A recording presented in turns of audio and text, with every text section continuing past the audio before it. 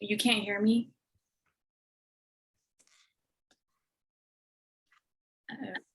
Go ahead and get started. Thank y'all for being here tonight. I'm going to talk a little bit about preparing for your capstone. I think we have all MPA students in the room at the time. So I can specialize to talk a little bit about capstone for the MPA program. If we have others that'll join us, I'll kind of generalize what a capstone is about for those folks. But if it's just our small little knit group, we'll talk about an MPA capstone. I really don't need to introduce myself since I know most of you, but just in case, I'm Dr. Rawhouse, Associate Professor of Public Admin and the MPA Program Coordinator. I've been teaching capstone since I've been here at TAMU-CC for 5 years. So it's an adventure every single semester. So tonight I'm going to present kind of the expectations of what you will experience when you do get to capstone and kind of how you can prepare for your capstone from semester 1. So that way it's not as daunting and challenging and horrendous as you hear. I'll also save some time for questions and answers at the end. So if you have questions or concerns, you can either stop me as I'm going through, or you can save those for the end. We can have a discussion about capstone and what the expectations are. Sometimes graduate students are not really sure what capstone is. A lot of graduate programs, particularly in liberal arts, are thesis options. So sometimes you see degree programs that are MA, Masters of Arts, and they'll typically have a thesis option where students are going to work individually on a rather significant research paper. So kind of think of a thesis question, a thesis statement. A thesis itself will have obviously a thesis statement, but you're going to have an entire research project that you come up with from research design all the way to the end. So it's kind of like a chapter of a book, if you will. So we don't have a thesis option in an MPA. MPA degrees, like some education degrees, are more practical in focus, meaning what we try to teach you in the classroom, we want you to be able to carry out of the classroom into the workplace. We want to have kind of that seamless transition of here are the skills you need to know in our classroom so you can move on to professional endeavors as you go throughout. So capstone encompasses quite a few things. It's a cumulative experience, and it's typically the last class you take prior to graduation. Now, sometimes we have students that'll take it their second to last semester prior to graduation, but just know it's kind of at the end of the road. It's also cumulative in nature, meaning you have to successfully comprehend all of the required materials, your core classes, in order to really excel in capstone. So you've probably often heard capstone is the most challenging. It's because you put all of the pieces of the puzzle together. You start to think about day one from graduate school in your journey of the graduate program, all the way until the end. And typically your first semester, graduate students typically are a little shocked and trying to find their footing of what graduate school is all about. It's normal to have the self-questioning of, am I cut out for a graduate program? Am I in the right discipline? Is this the right grad program for me? This is really challenging. A lot of grad students are really challenged their first semester, so they're not necessarily thinking about graduation or capstone. However, I hope tonight I will encourage you to start thinking about capstone sooner rather than later. So each class you take, specifically the required courses, really lead up to capstone. So when you take capstone, you're typically presented with two major tasks or two major assignments, not just in the MPA program, but in any capstone. You typically are working on a project, so similar to a thesis, and you're also working on a portfolio. So again, the portfolio is that more emphasis on practical knowledge. Typically, you'll do a portfolio that will help you in the job market. So you can kind of gather all of your materials and your skills and your abilities in one place. And that way, when you start interviewing after you get your job, you have all of your materials in a seamless portfolio. Nowadays, there are e-portfolios where everything's done electronically. However, back in the day, it was an actual portfolio, a binder of things. Capstone is also integral in nature. So So typically when you start to go throughout the program, your second semester, your third semester, the light goes off in your head and you're starting to think, okay, I'm starting to see how the coursework connects to one another. I'm starting to see how I'm building knowledge with every class I'm taking. I'm starting to draw parallels among course content. So when you take public orgs and you take HR, there's a lot of overlap there. Whereas if you're year one student, you're not really necessarily seeing the integration of all the course material. So in Capstone, you have that integration come alive and you start to make the connections of, okay, in theory and practice, we learned about public management theories and how to manage others and how to be a leader. We also learned in more detail in public orgs about some of those management theories. And then when you get to HR, you learn some of the tools of how to manage others and provide human resources. So Capstone really challenges you to start to think in an integrative way, to start to think about how classes that you've taken overlap, how the content of what you've learned in the last 2 years really fits together. So again, it's this integral nature. You start to put the pieces of the puzzle together. It's really a nice time. And sometimes students are really stressed in Capstone, but at some point in the class, they start to have it come together and have that aha moment of now I see why I took these required courses in this order. Now I see what we were talking about in research methods, and we were talking about data collection. Now I see it come alive. So Capstone really is going to focus on the integrative nature of all of your coursework. So in talking a little bit about the expectations for Capstone, you typically have a research project. Like I said, other disciplines are going to have a thesis where they're going to write a huge introduction, a huge lit review, a theory section, and they're going to conduct their own experiment or project. Typically in Capstones in the MPA program, we typically have a group effort that participates in the project. It's often termed applied research. Sometimes you see the projects in Capstone being referred to as service learning. So basically the goal of a project in Capstone is for you to have hands-on learning experience. So it's not busy work. It's really boosting your resume. It's adding skills to your resume that you may have learned about in previous classes, but now you're actually ready to implement those skills and apply those skills. So think about if you haven't taken research methods or if you have taken research methods, you'll know that the skills and research methods are very important. So one thing I want to stress tonight is in order to be successful in Capstone, you have to know your research methods. And that's another challenging course that students are often intimidated and uncomfortable to take. But you really have to try to understand how those pieces of the puzzle come together. So you will use research methods. In your research methods courses, you typically learn about data collection and you typically learn about data analysis. You don't always actually apply those or actually carry out data collection. You don't always collect data and you don't always analyze data in research methods. In the course, you typically learn about the best practices and the expectations. In Capstone, you take it a next step further and you say, now that I know about the expectations and the best practices of research methods, I've actually got to get out there and collect data.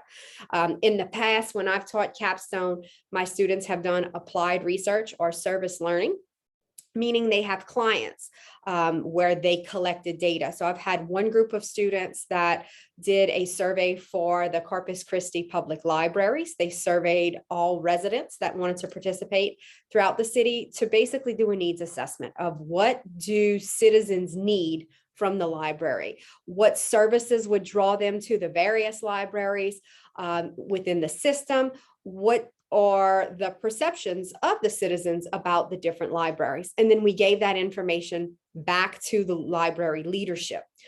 Last year, well, actually 2 years ago now, my students did a focus group with youth in Rockport post-Hurricane Harvey as a part of a larger grant project.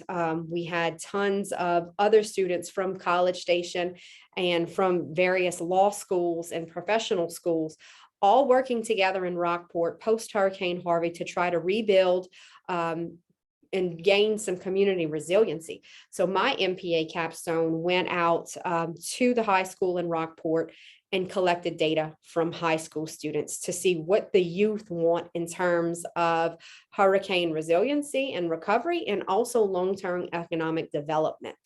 So we do a lot of applied research, meaning you're not just going to learn about data collection, you're going to do data collection. It can be quantitative or qualitative, depending upon the project that you have. And then you're also going to analyze the data. So if it's a quantitative project, you may be using SPSS or other softwares. And even with qualitative research, there's sometimes softwares to use.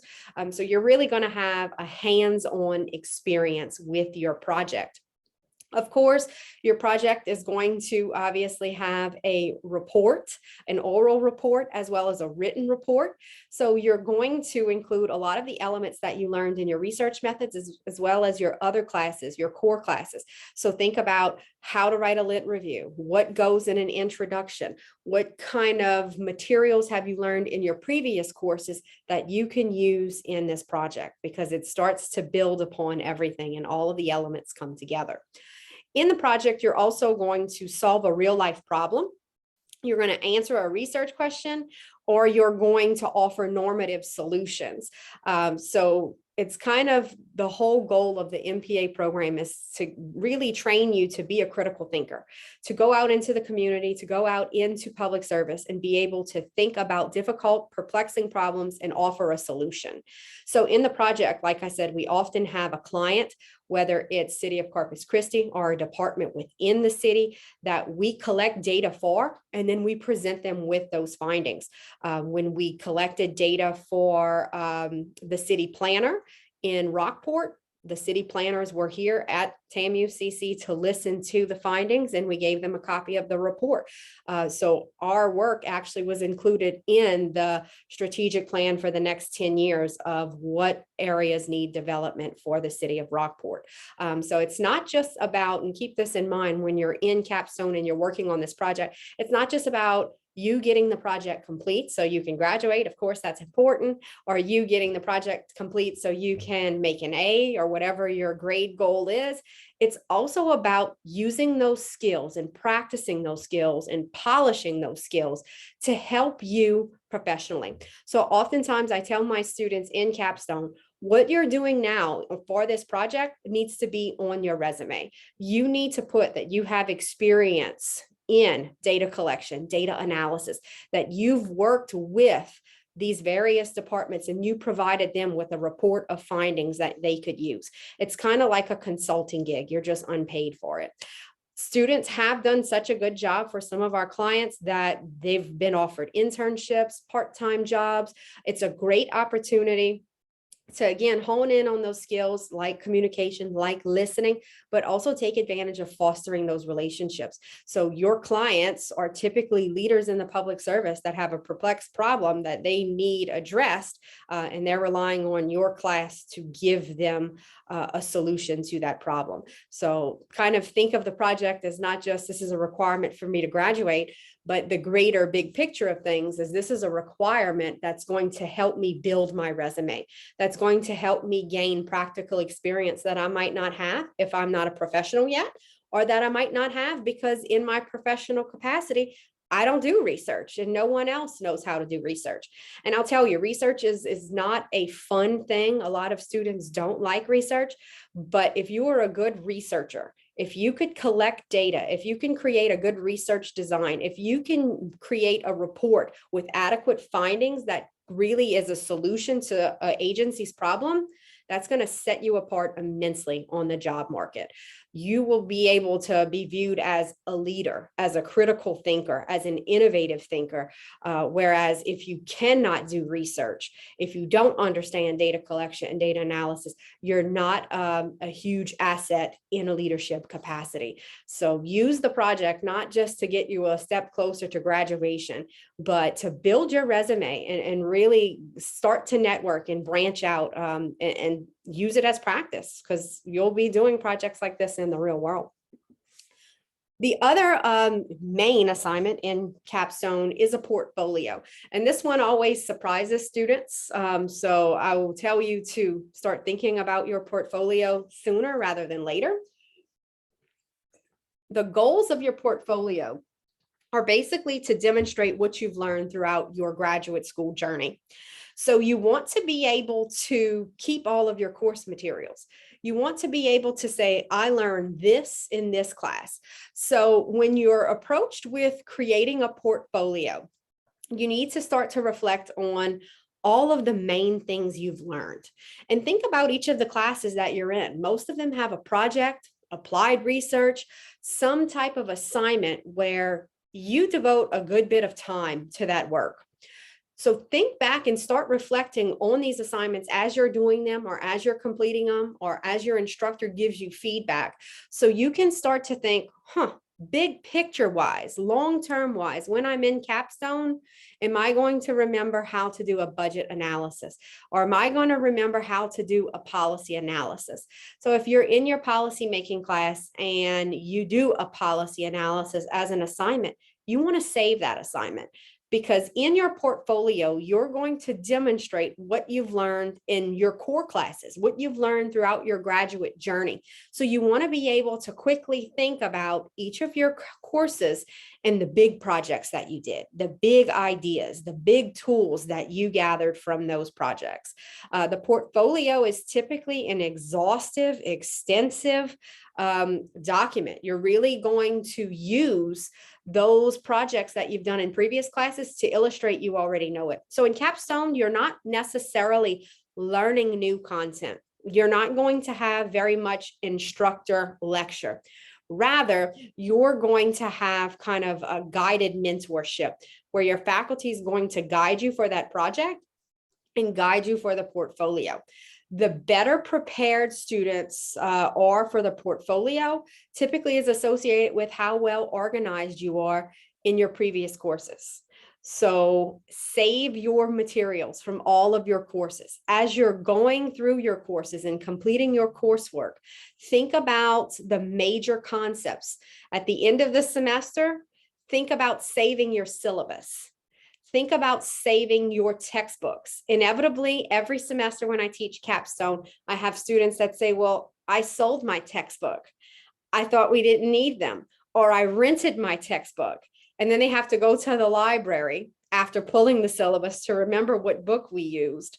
Because in the portfolio, you're going to illustrate what you learned in your courses. That's going to be difficult if you didn't keep the book, if you didn't keep the notes, if you didn't keep the syllabus. So my biggest tip, especially for early on students that are overwhelmed and just getting their footing, is to keep all of your materials. Keep your textbooks. And at the grad level, you have to remember that grad school is different than undergraduate work. So when you're an undergrad, remember you take 4 years of coursework and probably 30, 40, 50 hours within your major. And then the rest are electives or maybe a minor course. So of course, when you took music, you're not keeping your music book unless you're going to be a musician. When you're mastering something like in a graduate program, you are expected to know all of that material. You're expected to be able to perform all of those responsibilities. So it's pretty important for you to keep all of your books, assignments, and syllabus. And I say the syllabus, which might be surprising to some students, but the syllabus helps you when it comes to the portfolio. So in the MPA program, the goals of the portfolio and the objectives are the student learning objectives that you'll see in most of your course syllabi. So we're going to ask you for your portfolio, basically, what did you learn? Did you meet these learning objectives from your core courses? If you save your syllabi, you can kind of do a matching game of, okay, in human resources, I really hit on this, this, and this. And those are the objectives in the syllabus that really help me. So save your materials. The goal of the end product of having a portfolio is to demonstrate that what you learned in the classroom over your 2-year or 3-year graduate school journey is going to help you excel professionally. So what we want to see is that you not only understand communication in public sector and how to be a good leader and how to deal with difficult people and how to be a good public manager, we want you to be able to tie the course content and the theories to actual practices. To say in your portfolio, I learned about the differences of theory X and theory Y. Professionally, I think this will be useful theoretical approach because all human beings are different. If I'm in a situation where I have to manage others who are not motivated, theory X and theory Y would come into play here. And then you could segue into what you learned in public orgs about leading in organizations, or then you can segue into what you learned about managing others in HR. So those were the goals, the major goals of the portfolio. To keep in mind is really you want to be able to connect what you've learned in the classroom for your graduate school journey to how you're going to use it professionally in the field or how you already use it professionally in the field. So that's a little bit about the portfolio. Students typically ask me, what's the length of these portfolios? They're typically 90 to 100 pages because you typically will have an appendix at the back end of the portfolio after you write these separate entries to allude to the assignments you completed. So if you did a budget in your budgeting class, or if you did a policy analysis in your policy class, if you did a research proposal in your theory and practice course that illustrates theory, you're not going to impress your capstone faculty member with doing all of these assignments again. You're simply going to include those assignments in the appendix to illustrate, I've already completed a budget. Here's how I've mastered budgeting. And you keep those assignments. So save everything that you do electronically. If you're in a class this semester and you're using Blackboard, retrieve those items before Blackboard closes so you have access to all of your big assignments and your work that you've completed when you get to Capstone. Oftentimes, I get students in Capstone the first few weeks and they have a wake-up call. So I wanted to devote a little bit of our conversation to what students wish they knew about Capstone. And typically, again, it's document your learning journey. Save all of your course materials. From the very beginning, save your course materials. Save your books, save your syllabi, and save your assignment. Capstone is also where everything comes together. You often hear students say Capstone is hard, it's difficult, it's challenging. That's true. That's absolutely 100% a fact. And it's challenging because of this bullet point right here. It's everything coming together. So think back to your journey and if you have challenges and concerns and you're thinking, wow, budgeting was really hard. I don't know if I mastered it. I might have just gotten by the skin of my teeth. That's going to come back and bite you and haunt you. So when you talk about Capstone being cumulative or integrative, it's where everything comes together. It's where you start to put all of the tools you've gained in the past 2 years all together in one. It's where you make those connections between human resources, public orgs, and budgeting. It's where you make these big discoveries of, wait, if you don't know how to do budgeting, you don't know how that's going to impact policy making. You can have a beautiful policy making cycle where you go through all the steps and phases, but if it's not funded appropriately, you're going to have to start back from scratch. So in Capstone, you start to see how all of the course elements that you've previously taken come together. Skills needed to succeed. I think these skills that you need in Capstone are skills that you build upon for your entire graduate career. It's also skills that typically students have when they come to us and they enter into the MPA program. One skill that you need for Capstone is organization. And you can, again, start focusing on organization of your course materials now. If you come into Capstone and start your semester of Capstone with all of your materials at hand, you've got your books from your previous courses, you've got your assignments all saved in nice file folders electronically, and you know where your documents are, you're already organized and a step ahead, and that's going to help immensely. Another skill that's needed to succeed in Capstone is communication. Think about everything you've written and everything you've presented throughout the MPA program. And in Capstone, there's I would say it's a writing intensive course because the portfolio is writing intensive as well as the final project. So you have to be able to use your written skills as well as your verbal skills in order to succeed in Capstone, because you're typically going to be talking to people for data collection, whether you're doing interviews or surveys or focus groups. You're going to be interacting with the public and you're going to be interacting with leaders. So your written skills, whether it's sending emails for participants, that's important. Another thing that's important, and I don't have listed here, I should have listed here, is IRB certification.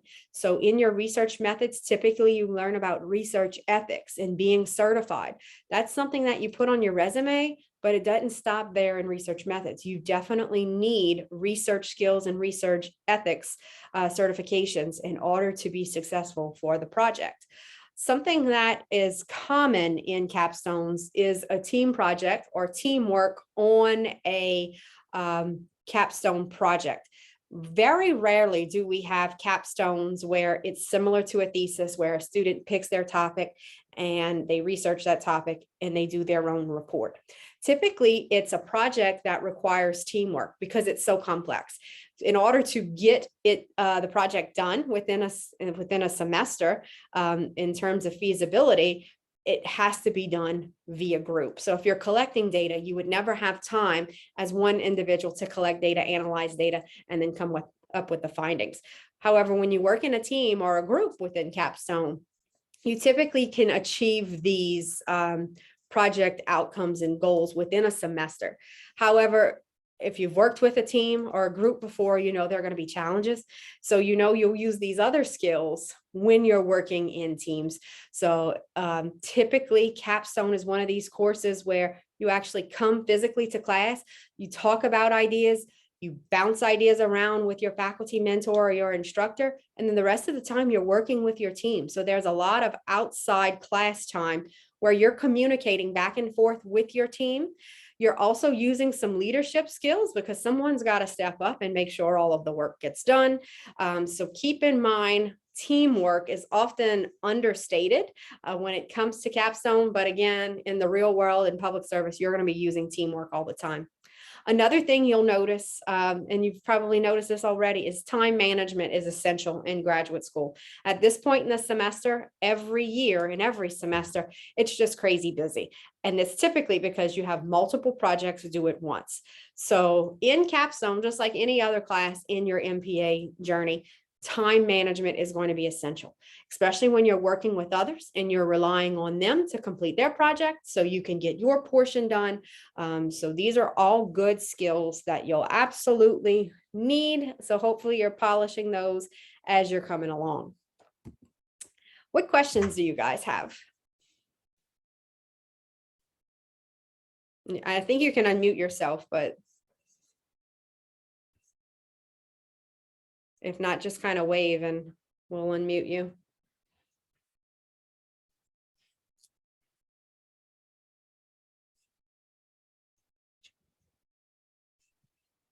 I'm sorry, I joined late, but the capstone, this is going to be specifically for, I guess, the master's in public administration, but there isn't any other like culminating thesis or anything. This is what to expect. Yes, yes. So Masters of Art programs typically have a thesis. An MPA degree will have a capstone. And Eric, I know you joined late, but I've been recording. So as soon as it's posted, I'd be happy to share the entire recording with you. No, I appreciate it. Thank you. What other questions might y'all have?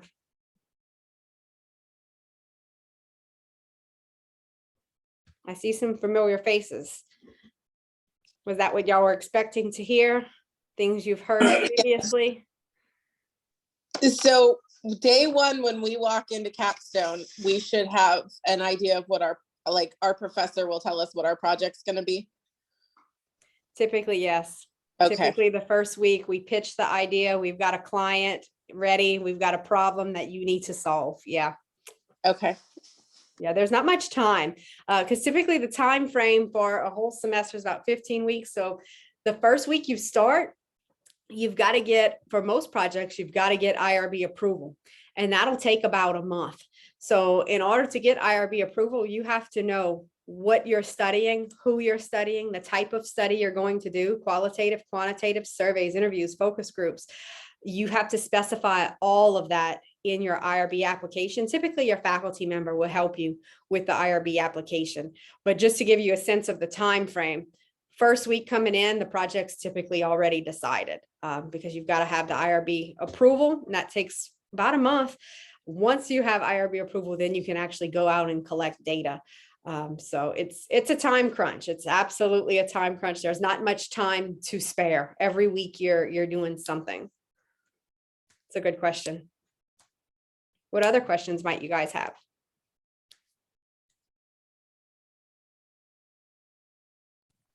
Can you give an example of I guess a well done capstone and identify some of its identify some of why it was good? Yeah.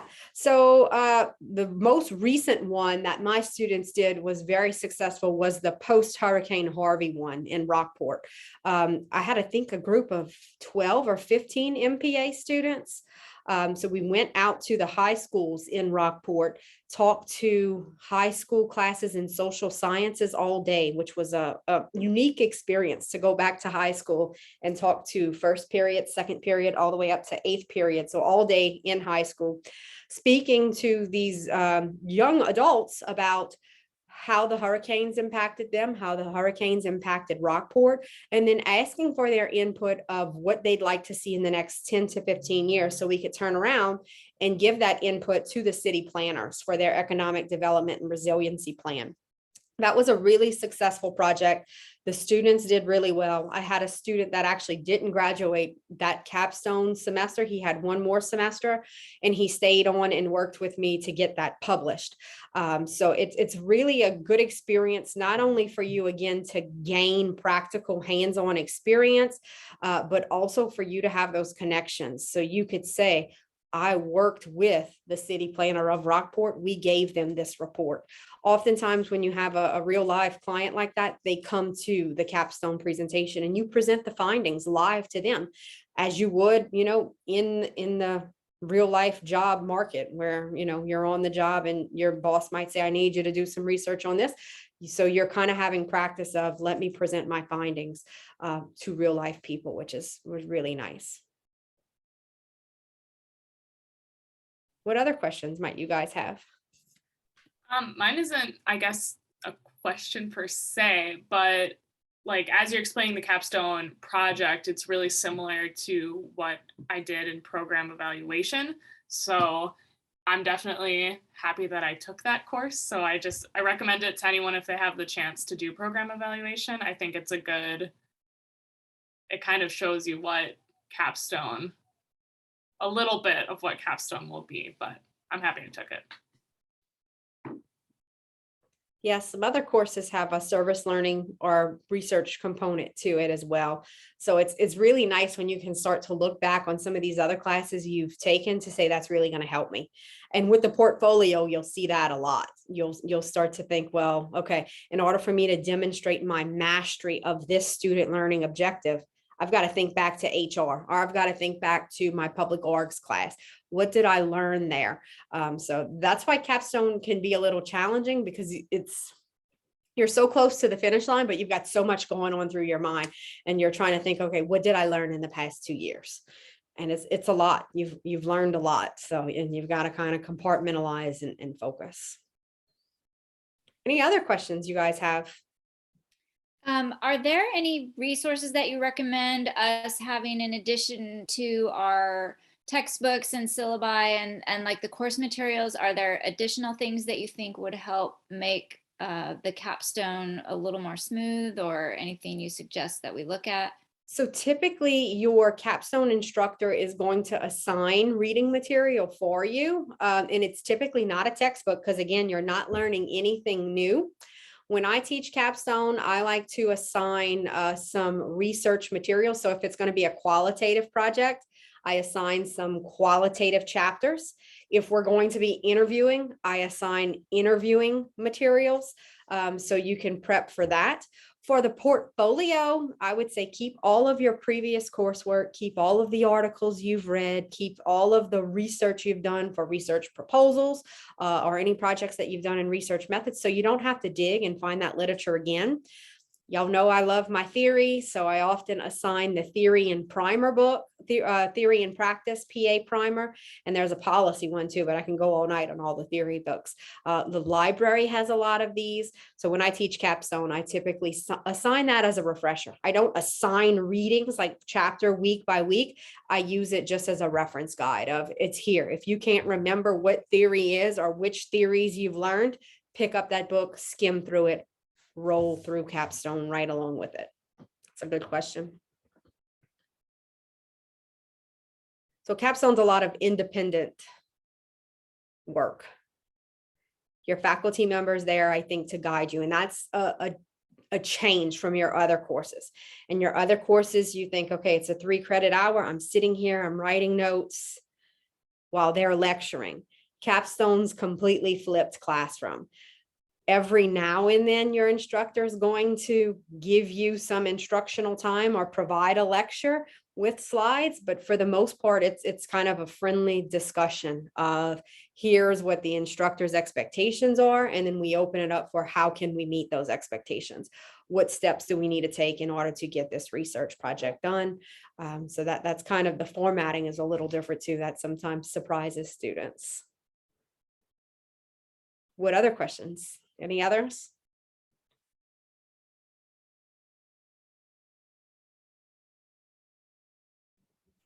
You can type them anonymously in the chat too if you don't want to ask it and identify yourself.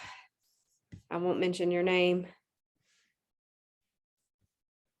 Was that helpful? Did that give you kind of a sense of Capstone? Did it also debunk some myths? Because I know people